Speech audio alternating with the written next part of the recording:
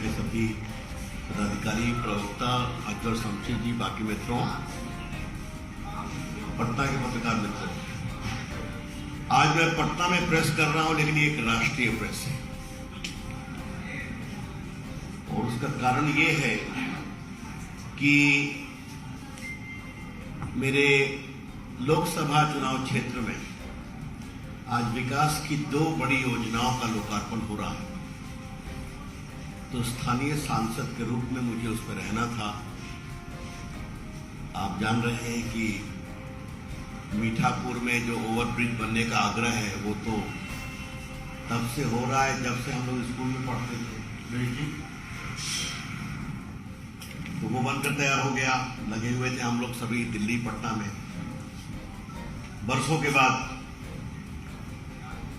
और दूसरा जो पूरा अटल पथ दीघा सड़क को पीएमसीएच तक जोड़ने वाली बात है, इसमें भी हम लोग लगे हुए थे, वो भी अब कंप्लीट हुआ है। तो फिर दिल्ली से निर्देश हुआ कि ये मैं पटना में ही प्रेस करूं, क्योंकि जैसा माननीय संजय मयूख जी ने बताया, ये बहुत ही महत्वपूर्ण बिंदु पर प्रेस है। इसलिए आपकी अनुमति से इस प्रेस की गंभीरता को देखते हुए मेरा आग्रह है कि आपका हमें सहयोग और इस विषय का राष्ट्रीय प्रकटीकरण में आपकी मदद मिलेगी। मित्रों, आज सुप्रीम कोर्ट का एक फैसला आया है। ये जो जाकिया जाफरी उन्होंने केस किया था कि नरेंद्र मोदी जी की गुजरात के राइट में भूमिका पर जांच होनी चाहिए। नरेंद्र मोदी जी 12 साल गुजरात के मुख्यमंत्री रहे और 9 साल से देश के योग्य प्रधानमंत्री हैं, लेकिन उनके खिलाफ वैमनस्य और पूर्वाग्रह से एक कॉटेज इंडस्ट्री काम करती है। एक cottage industry works against Narendra Modi with a vengeance to somehow or the other implicate him in Gujarat riots. आपकी जानकारी के लिए मित्रों, 60 एजेंसीज के द्वारा उनका इन्वेस्टिगेशन हुआ। Media agency, international NGO, self appointed NGO, SIT, इस पर कई बार हुआ, हर बार उनको क्लीन चिट मिला। इसका एक बिहार का भी एंगल है जो मैं आपको शुरू में ही बता देना चाहता हूं। सनाम धन लालू प्रसाद जी बिहार के मुख्यमंत्री भी थे और मनमोहन जी की सरकार में रेल मंत्री भी बने। और ये पूरी कहानी आपको मालूम है कि कार सेवकों की एक ट्रेन जो जा रही थी अयोध्या से अहमदाबाद, वो जब गोधरा पहुंची तो उसके एक ब्लॉक में अटैक करके आग लगाई गई है। लगभग 50 कार सेवक मारे गए थे और उसके बाद एक दुर्भाग्यपूर्ण राइट हुआ, काफी लोगों को सजा भी मिली, अलग विषय। तो लालू प्रसाद जी के निर्देश पर 2005 के बिहार विधानसभा को देखते हुए सुप्रीम कोर्ट के रिटायर्ड जज जस्टिस उमेश बनर्जी की अध्यक्षता में एक कमेटी बनाई गई। और अगर आप पुराने मेरे कमेंट्स को देखेंगे, मैंने उसको बहुत ब्लास्ट किया था। उन्होंने कहा कि ये कार सेवकों के ऊपर कोई बाहर से हमला नहीं हुआ था, अंदर से ही दुर्घटनावश आग लग गई। आप समझ सकते हैं कि इस सीमा तक उस पूरे दंगे को राजनीतिक चश्मे से देखा जा रहा। सुप्रीम कोर्ट ने 9 सेंसिटिव केसेस की जांच के लिए एक एसआईटी बनाई। याद करिए, इस एसआईटी को जांच कर रहे थे सीबीआई के फॉर्मर डायरेक्टर मिस्टर राघवन। और सुप्रीम कोर्ट ने कहा इस एसआईटी में गुजरात का कोई रिटायर्ड या सर्विंग ऑफिसर नहीं है। तो ईमानदार जांच की। उस एसआईटी ने जांच की ये जो जाफरी है और इनके पीछे खड़ी है तीस्ता से तलवार, आप जानते हैं, जिनका काम ही है मोदी जी के खिलाफ कैंपेन करते रहना। इन्होंने कहा कि इसमें उस समय के मुख्यमंत्री नरेंद्र मोदी की भूमिका की भी जांच होनी चाहिए, तो सुप्रीम कोर्ट ने निर्देश दिया।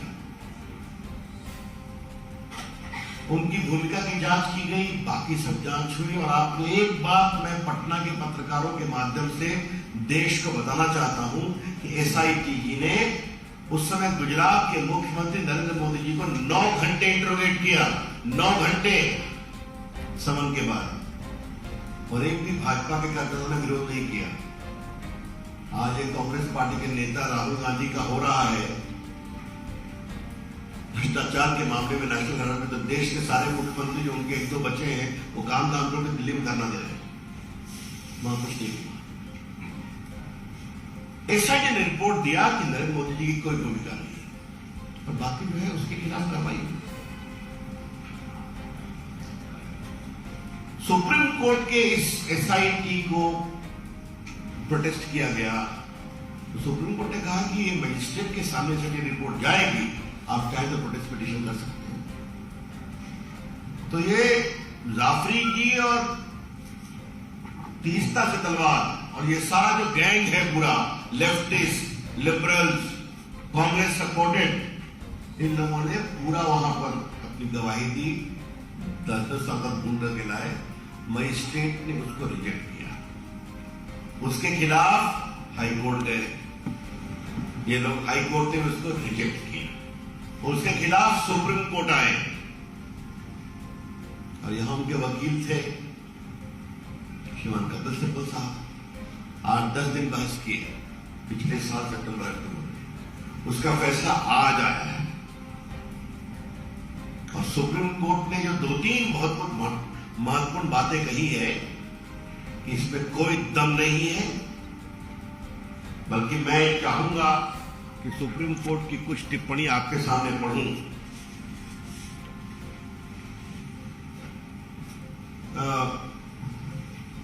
We hold the appeal is devoid of merits and deserves to be dismissed in the aforesaid ground. और देखिए सुप्रीम कोर्ट ने क्या कहा है, The proceeding have been pursued for last 60 years to keep the pot boiling, obviously for ulterior design. जानबूझकर करके कुछ लोग पड़े हुए थे कि इसको हमेशा जिंदा रखा जाए। और सुप्रीम कोर्ट ने और क्या कहा है, It appears to us that the coalesced effort of the disgruntled officials of the state of Gujarat along with others was to create sensation by making revelations which were false to their own knowledge. झूठे जानकारी पर नरेंद्र मोदी जी के खिलाफ कार्रवाई करने की कोशिश की, और बहुत सारी टिप्पणियां हैं। आपको याद होगा कि इन लोगों ने दुनिया में कैंपेन चलाया, क्योंकि उनके कई कुछ मामलों में मैं सुप्रीम कोर्ट में वकील भी था उस समय। और याद रखिए हमारे पत्रकार मित्रों, ये सारा इन्वेस्टिगेशन यूपीए सरकार में हुआ, 14 के पहले हुआ, 11, 12, 9, ये आप स्पष्ट जान लें, क्योंकि यूपीए सरकार और कांग्रेस पार्टी का एकमात्र उद्देश्य था कि नरेंद्र मोदी जी को किसी प्रकार रोकना है, और कहीं वो सफल नहीं हुई। याद करिए, इन लोगों ने कैंपेन किया कि मोदी जी को यूएसए का वीजा नहीं मिलना चाहिए, याद है? एक इलेक्टेड मुख्यमंत्री और बाद में भारत के प्रधानमंत्री के रूप में अमेरिका और भारत के संबंध कितने ऊंचाई पर है आप तो नहीं जानते कि आज हमें बहुत गर्व है कि नरेंद्र मोदी जी की अगुवाई में भारत को दुनिया में एक बहुत विशेष स्थान मिला है। आज हम कांग्रेस पार्टी से पूछना चाहते हैं, आज हम वामपंथियों से पूछना चाहते हैं, और आज हम उन सभी कॉटेज इंडस्ट्री से पूछना चाहते हैं जिनकी पूरी दुकान पिछले 20 साल से नरेंद्र मोदी जी के विरोध पर चल रही थी, अब कितनी देर और चलेंगे आप? 60 इन्वेस्टिगेशन तो हो गया, 12 साल प्रधानमंत्री, 12 साल मुख्यमंत्री, 9 साल प्रधानमंत्री। सुप्रीम कोर्ट बार बार रिजेक्ट करता है और बस वही तीसरा से तलवार, उनके लेफ्टिस्ट फ्रेंड, एक विधवा जो जाफरी थी, उनके पति की दुर्भाग्यपूर्ण उस पूरे राइट में शेष हो गए थे। तो ये क्या मतलब है? हम देश को बताएंगे कि किस तरह से कुछ लोगों की दुकान चली है और उसके पीछे कांग्रेस पार्टी, वामपंथी, यूपीए, आरजेडी सबों का सहयोग और प्रश्न, और ये लोग बार बार रिजेक्ट होते हैं,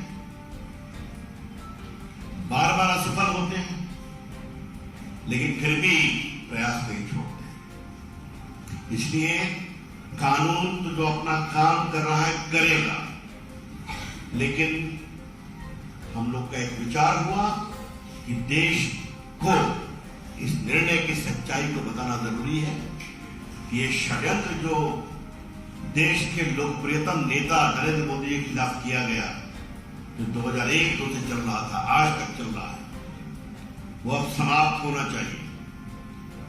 और एक बात और ध्यान रखिए, वो कोर्ट में भी हारे हैं और वो जनता की अदालत में भी हारे हैं। ये बात मैं बहुत विनम्रता से कहना चाहूंगा। वो कोर्ट में भी हारे हैं और वो जनता की अदालत में भी हारे हैं। गुजरात में मोदी जी हमेशा विजयी रहे, वो 14 जीते, वो 19 जीते, आगे फिर 24 जीतेंगे।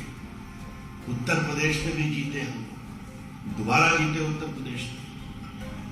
तो इसीलिए ये सच्चाई देश के सामने आनी चाहिए। और अंतिम बात जिसको कह के मैं आपके प्रश्नों का स्वागत करूंगा कि मोदी जी ने इस 20 साल के टॉर्चर में कभी अपनी शांति नहीं खोया। उनका लक्ष्य सिर्फ एक था कि मुझे देश के विकास के लिए काम करना है, गुजरात के विकास के लिए काम करना है, और वो काम करते रहे और सच्चाई सामने आती रही, न्याय प्रक्रिया के द्वारा या जनता के द्वारा। बहुत बहुत धन्यवाद। हम एक एक करके प्रश्न लेंगे। आज मैं बहुत विनम्रतापूर्वक आग्रह करूंगा, ये बहुत ही महत्वपूर्ण विषय है, इसी पर सवाल करें तो बड़ी कृपा होगी।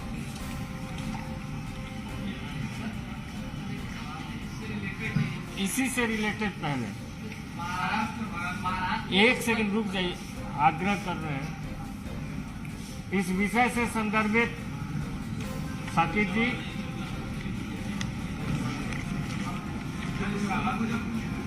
हो जाए। चलिए, मैं तो बहुत प्रसन्न हूं कि आपने इस विषय को ठीक से समझा, सुना, और मुझे लगता है कि उन्होंने इसको प्रसारित भी किया होगा। और अपने प्रिंट के लोगों से भी मेरा आग्रह है कि since it is a news of national importance which we feel it is, it should be given the same kind of exposure from Patna for national byline. ये सवाल है, ये बहुत ही लैंडमार्क जजमेंट है सुप्रीम कोर्ट का आपका। तो आपको हम लोग से बात कर रहे हैं, हम लोग के माध्यम से जनता तक जाएगी, लेकिन एक सवाल ये है कि पार्टी के स्तर से कोई राष्ट्रीय स्तर पर कोई कार्यक्रम करेंगे ताकि आम लोगों को पार्टी से डायरेक्ट उसको जानकारी दी जाए कि देश को गुमराह किया गया या पब्लिक को मिसलीड किया गया या उसका अनड्यू एडवांटेज देने की कोशिश की। जजमेंट आज ही हुआ है, जजमेंट आज हुआ है, तो आज जजमेंट की वो जजमेंट कहाँ है? देखिए, ये काफी पतला जजमेंट है, मैं इसको लेकर के आया, तो इसको पढ़ करके इसका नोट बनाना पड़ा। इसके बारे में पार्टी जरूर विचार करे, और ये बात मैं बहुत विनम्रता से कहूंगा, ये सच्चाई देश के सामने आनी चाहिए। देखिए, मैं आपसे एक बात कहना चाहता हूं, भारत में इतने राइट हुए, कांग्रेस के रिजीम में गुजरात में 50 राइट हुए, यूपी में हुए, राइट कहीं भी वो गलत है, तो राइट पे जो दोषी है उनके खिलाफ कार्रवाई होनी चाहिए और गुजरात में भी की गई है। लेकिन ये पूरी कार्रवाई नरेंद्र मोदी के खिलाफ दुश्मनागत की कार्रवाई, उनको सर, महाराष्ट्र में जो उद्धव ठाकरे उसके बीच चर्चा थी कि बीजेपी सरकार बनाने का क्या कुछ है? आज का जो विषय मैंने बता दिया था इसी पर है। इस बारे में कुछ भी बोलना होगा केंद्र के द्वारा बोला जाएगा या महाराष्ट्र के नेताओं के द्वारा